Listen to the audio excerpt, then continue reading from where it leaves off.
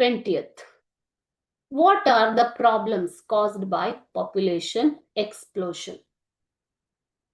Population explosion ಅಂತಂದ್ರೆ ಜನಸಂಖ್ಯಾ ಸ್ಫೋಟ ಅಲ್ವಾ?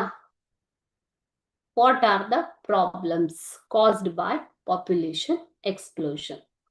India is one of the most populous country in the world. ಜಗತ್ತಿನಲ್ಲೇ ಅತಿ ಹೆಚ್ಚು ಜನಸಂಖ್ಯೆಯನ್ನು ಹೊಂದಿರುವಂತಹ ದೇಶ ಭಾರತ ಅಲ್ವಾ ಮಕ್ಕಳೇ? India occupies about 2.4% of the total land area.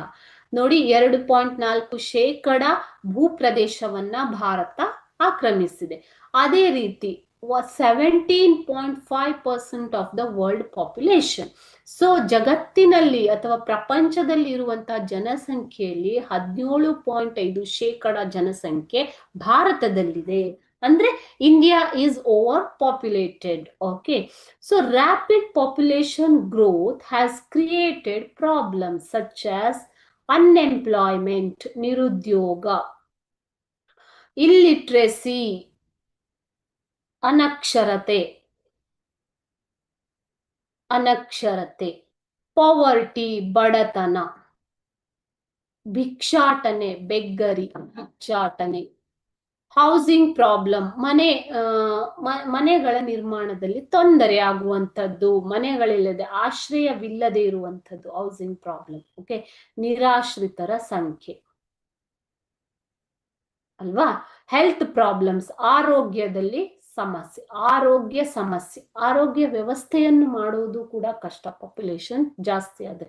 Water scarcity ಅಂದ್ರೆ ನೀರಿನ ಕೊರತೆ ಕೂಡ ಜಾಸ್ತಿ ಆಗುತ್ತೆ. Okay, so all these are the problems caused by population. When population increases it becomes difficult to provide employment to all the population, right? So it gives rise to unemployment problem. Like that, illiteracy also, in overpopulated country like India, it's very difficult to provide literacy to the people. Okay, so because the people will be starving, there will be poverty, and there are different kinds of reasons to escape from the literacy. Okay, still the government is trying to provide compulsory education for all the children under the age of 14, free primary education or compulsory free primary education alva. So all these measures have been taken to increase the literacy, but still the problems are there. ಅನಕ್ಷರತೆ ಕೂಡ over population ಇಂದ ಬರುವಂತದ್ದು, ಜನಸಂಖ್ಯಾ ಸ್ಫೋಟದಿಂದ. ಬಡತನ. So okay, so here naturally when the population is large, poverty also will increase. ಬೆಗ್ಗರಿ, ಭಿಕ್ಷಾಟನೆ ಕೂಡ ಜಾಸ್ತಿ ಆಗುತ್ತೆ. Population ಜಾಸ್ತಿ ಆದರೆ ಜನರಿಗೆ ಇಕನಾಮಿಕಲಿ ಅವರು ತುಂಬಾ ಹಿಂದೆ ಇರೋದ್ರಿಂದ ಭಿಕ್ಷಾಟನೆಗೂ ಕೂಡ ಇಳಿಯುವಂತ ಸಾಧ್ಯತೆ ಇರುತ್ತೆ. ಹೌಸಿಂಗ್ ಪ್ರಾಬ್ಲಮ್, ಆಶ್ರಯವನ್ನು ಕೊಡುವಂತಹ ವಿಷಯದಲ್ಲೂ ಕೂಡ ತೊಂದರೆ ಆಗಬಹುದು.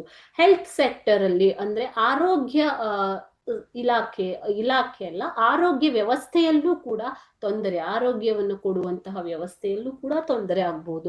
ಹೆಚ್ಚಿಗೆ ಆಸ್ಪತ್ರೆಗಳು ಬೇಕಾಗ್ತವೆ, ಹೆಚ್ಚಿಗೆ ಡಾಕ್ಟರ್ಸ್ಗಳು, ಸೌಲಭ್ಯಗಳು ಬೇಕಾಗ್ತವೆ. ಇದರಿಂದ ಹೆಲ್ತ್ ಪ್ರಾಬ್ಲಮ್ಸ್ ಅಂತ ಹೇಳ್ತಾರೆ. ಇದು ಕೂಡ ಜಾಸ್ತಿ ಆಗುವಂತ ಸಾಧ್ಯತೆ ಇದೆ.